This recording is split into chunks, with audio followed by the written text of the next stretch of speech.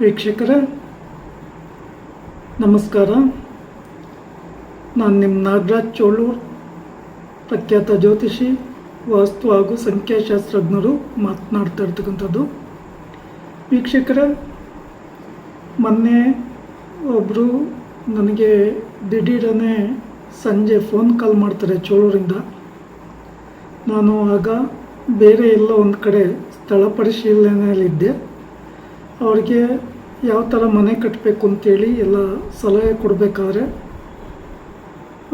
ಚೋಳೂರಿಗೆ ಬಂದು ನಿಮ್ಮನ್ನು ಭೇಟಿ ಆಗಬೇಕು ಅಂತೇಳಿ ಫೋನ್ ಕರೆ ಮಾಡ್ತಾರೆ. ಸರಿ, ಒಂದು 1/4 ಗಂಟೆ ಬಿಟ್ಕೊಂಡು ಬಂದು ನನ್ನ ರೂಮಲ್ಲಿ ಭೇಟಿಯಾಗಿ ಅಂತೇಳಿ ಸಲಹೆಯನ್ನು ಕೊಡ್ತೇನೆ. ಅವರು 1/4 ಗಂಟೆ ಬಿಟ್ಟಾದ ನಂತರ ಬಂದು ಭೇಟಿಯಾಗಿ ಅಕ್ಷಯ ತದಿಗೆ ದಿವಸ ನಾನು ಮನೆ ಕಟ್ಟಬೇಕಂತ, ಅಂದರೆ ಭೂಮಿ ಪೂಜೆ ಮಾಡಬೇಕಂತ ಇದ್ದೇನೆ, ನನಗೊಂದು 27-31 ಪ್ಲ್ಯಾನ್ ಮಾಡಿಕೊಡಿ ಅಂತೇಳಿ ಕೇಳ್ತಾರೆ.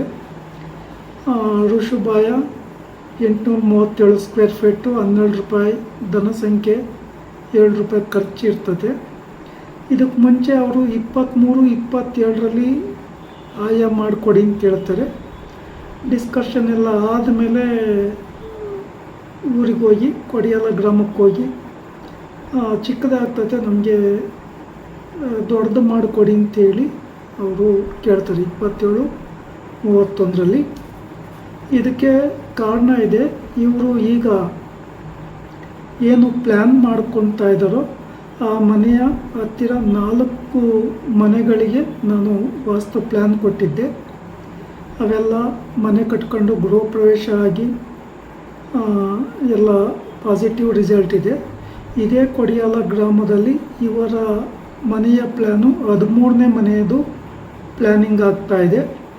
ಸರಿ ಅಂತೇಳಿ ಇವರು ಬಂದು ಕೇಳಿದಾಗ ಆಯಿತು ಅಂಥೇಳಿ ಇವರ ಡಿಸಿಷನ್ ಎಲ್ಲ ತೆಗೆದುಕೊಂಡಾದಮೇಲೆ 27-31 ಋಷುಭಾಯದಲ್ಲಿ ಇವರಿಗೆ ಪ್ಲ್ಯಾನ್ ಮಾಡಿಕೊಡ್ತೇನೆ.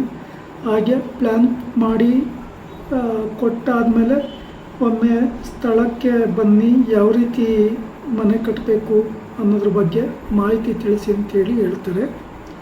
ನಾನು ಇವರು ಮನೆ ಕಟ್ತಕ್ಕಂಥ ಒಂದು ಸ್ಥಳಕ್ಕೆ ಹೋದಾಗ ಅಲ್ಲೆಲ್ಲ ಸ್ವಚ್ಛತಾ ಕಾರ್ಯ ನಡೀತಾ ಇತ್ತು, ಮತ್ತು ಕೆಲವನ್ನೆಲ್ಲ ಡೆಮಲಿಷ್ ಮಾಡಿ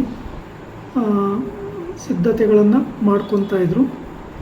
ಆ ಸಂದರ್ಭದಲ್ಲಿ ಈ ಪ್ಲ್ಯಾನ್ ಕೊಟ್ಟಾದಮೇಲೆ ಈ ಥರ ನೀವು ಮಾರ್ಕಿಂಗ್ ಕಂಪ್ಲೀಟ್ ಮಾಡಿಕೊಂಡು ಎಲ್ಲ ಕಡೆ ಗೂಟ ಹಾಕ್ಕೊಂಡು, ನೂಲು ಹಾಕ್ಕೊಂಡು, ಮಣ್ಣಿನ ಪುಡಿಯ ರಂಗೋಲಿ ಹಾಕ್ಕೊಂಡು ಪೂರ್ತಿ ಎಲ್ಲ ಕೊಠಡಿಗಳಿಗೂ ಮಾರ್ಕಿಂಗ್ ಮಾಡ್ಕೋಬೇಕಾಗುತ್ತೆ.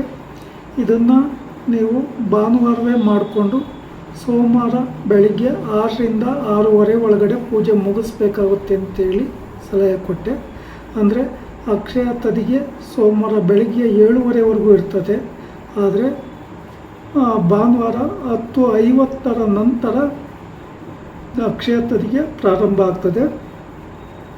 ಹಾಗಾಗಿ ಇವರಿಗೆ ಸೋಮವಾರ ಬೆಳಗ್ಗೆ ಪೂಜೆ ಮಾಡಿಕೊಳ್ಳಿಕ್ಕೆ ಬ್ರಾಹ್ಮಿ ಮುಹೂರ್ತದಲ್ಲಿ ತಿಳಿಸಿದ್ದೇನೆ. ಹಾಗೆ ಹೇಗೆಲ್ಲ ಮಾರ್ಕಿಂಗ್ ಮಾಡಬೇಕು, ಎಷ್ಟು ಯಾವ ಕಡೆ ಗ್ಯಾಪ್ ಬಿಡಬೇಕು, ಯಾವ ಕಡೆಯಿಂದ ಮನೆಯ ಪಾಯ ತೆಗಿಬೇಕು, ಯಾವ ಕಡೆಯಿಂದ ಮನೆ ಕಟ್ಟಬೇಕು ಅನ್ನೋದ್ರ ಬಗ್ಗೆ ಪೂರ್ಣವಾದಂಥ ಮಾಹಿತಿಗಳನ್ನು ತಿಳಿಸಿದ್ದೇನೆ. ಇವರ ಮನೆಯಲ್ಲಿ ಯಾರಿಗೆ ಗುರುಬಲ ಇರುತ್ತೆ ಅವರು ಪೂಜೆ ಮಾಡಲಿಕ್ಕೆ ಸಲಹೆನ ಕೊಟ್ಟಿದ್ದೆ. ಇಲ್ಲಿ ಇವ್ರಿಗೆ 23-27 ಪ್ಲ್ಯಾನ್ ಸಹ ಮೊದಲನೇದಾಗಿ ಕೊಟ್ಟೆ. ಆ ಪ್ಲ್ಯಾನು ಮಾಡ್ಕೊಂಬಂದು ಅಂತಲೇ ಹೇಳಿದರು. ಆ ಪ್ಲ್ಯಾನನ್ನು ಡಿಸ್ಕಷನ್ ಮಾಡುವಾಗ ರೂಮ್ಗಳೆಲ್ಲ ಚಿಕ್ಕವಾಗ್ತವೆ, ನಮಗೆ ವಾರ್ಡ್ರೂಬ್ ಮಾಡೋದಾಗಲಿ ಅಥವಾ ಬೀರು ಇಡ್ತಕ್ಕಂಥ ಸನ್ನಿವೇಶದಲ್ಲಿ ತುಂಬ ಚಿಕ್ಕದಾಗೋದ್ರಿಂದ 27-31 ಆಯದಲ್ಲೇ ಮನೆ ಕಟ್ಕೊತೀವಿ ಅಂತೇಳಿ ಕೇಳಿದರು. ಆಗ ಆ ಸ್ಥಳ ಸಹ ಸ್ವಚ್ಛವಾಗಿತ್ತು. ಮತ್ತು ಇವರು ಮನೆ ಕಟ್ತಕ್ಕಂಥ ಈ ಸ್ಥಳದಲ್ಲಿ ಉತ್ತರ ಈಶಾನ್ಯಕ್ಕೆ ಮುಖ್ಯ ಬಾಗಿಲು ಬರ್ತದೆ. ಹಿಂಭಾಗ ದಕ್ಷಿಣ ಏನಿದೆ, ದಕ್ಷಿಣ, ನೈಋತ್ಯ ಮತ್ತು ಆಗ್ನೇಯದ ಭಾಗ ತಗ್ಗಾಗೋದ್ರಿಂದ ಆ ಕಡೆ ಹೈಟ್ ಮಾಡಿಕೊಂಡು ನೀವು ಮನೆ ಕಟ್ಟಬೇಕಾಗುತ್ತೆ ಅಂತ ಹೇಳಿದೆ. ಹಾಗೆ ಮನೆಯ ಸುತ್ತ ಕಾಂಪೌಂಡ್ ಗೋಡೆ ಮಾಡಿದಂಥ ಒಂದು ಸಂದರ್ಭದಲ್ಲಿ ಒಂದು 3 ಅಡಿ ಮನೆಯ ಸುತ್ತಲೂ ಪ್ರದಕ್ಷಿಣೆ ಹಾಕೋ ರೀತಿಯಲ್ಲಿ ಗ್ಯಾಪ್ ಬಿಟ್ಟು ನೀವು ಮನೆ ಮಾಡ್ಕೋಬೇಕಾಗುತ್ತೆ. ಮೇಲ್ಗಡೆ ನೀವು ಬೇಕಾದ್ರೆ 1 ಕೊಠಡಿ ಅಥವಾ 2 ಕೊಠಡಿಗಳನ್ನು ಮಾಡ್ಕೊಳ್ಳಿಕ್ಕೂ ಅವಕಾಶ ಇದೆ. ಮಾಸ್ಟರ್ ಬೆಡ್ರೂಮ್ ಮೇಲೆ ಇನ್ನೊಂದು ರೂಮನ್ನು ಮಾಡ್ಬೋದು, ಮತ್ತು ವಾಯುವ್ಯದಲ್ಲಿ ಒಂದು ಬೆಡ್ರೂಮ್ ಮಾಡ್ಬೋದು ಅಂತೇಳಿ ಸಲಹೆಯನ್ನು ಕೊಟ್ಟಿದ್ದೇನೆ.